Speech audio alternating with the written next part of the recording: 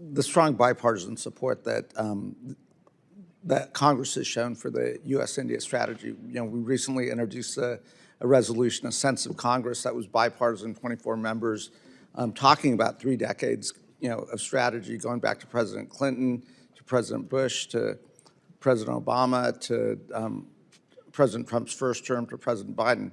It's clear our interests from the congressional perspective and the administration perspective is a closer relationship, both our economic interests, our geopolitical strategic interests, to create an atmosphere of security, peace, prosperity that I think both the Indian people want, that we also want. Mr. Smith, I appreciated Chairman Huizinga's questioning about the importance of the Indian Ocean region. I recently visited with Western Naval Command and sat there. And the maritime partnership between the United States and India is extremely strong right now, and I think there's a desire to do more joint training, more exercises. That's a vast region, and we will have to partner with India. I'd love to get Australia more engaged in the Indian Ocean area as well, because we were probably a little slow into the Pacific Island region and so forth, and lost some ground. But we see what competitor nations are doing in that region, and for a free and open Indian Ocean region, for maritime security, for freedom of navigation, it's going to be important for us to work together and much more closely together.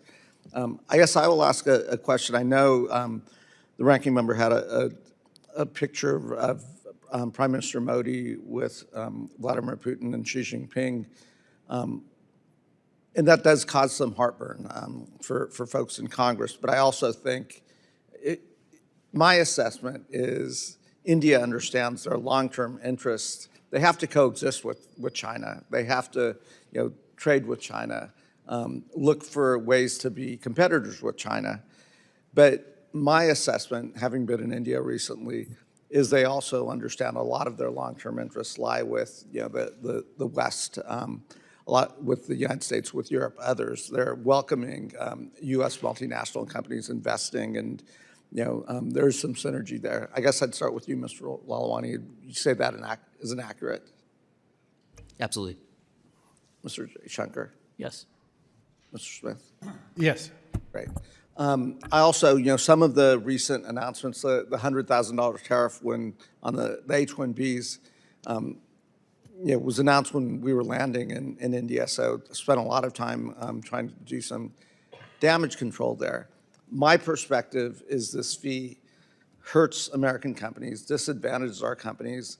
I'm glad that I've heard the president at times say, hey, wait a minute, we need this talent. We need these relationships. We need to work with like-valued allies or I wouldn't say like-valued partners to solve these big challenges, whether that's AI, whether that's biohealth security, whether that's creating redundant supply chains. So I'm glad to see the president starting to put out those comments, and I hope we can work together in Congress to come up with a visa that allows Indian scientists to travel back and forth to the United States, as well as U.S. Scientists and engineers to move back and forth to India. And that's something that we've had conversations about, to create a visa category or corridors where we can freely move back and forth. These are not folks that are threats to overstay their visas. In fact, the dynamism of young Indian talent that's come here to get educated, many of them are not going back to India because you see dynamic markets in India where there's tremendous growth in the domestic economy there, that they can do proof of concept with their ideas, they can scale up in India and then bring those ideas back to the United States. So I would hope we see more of this cross-collaboration.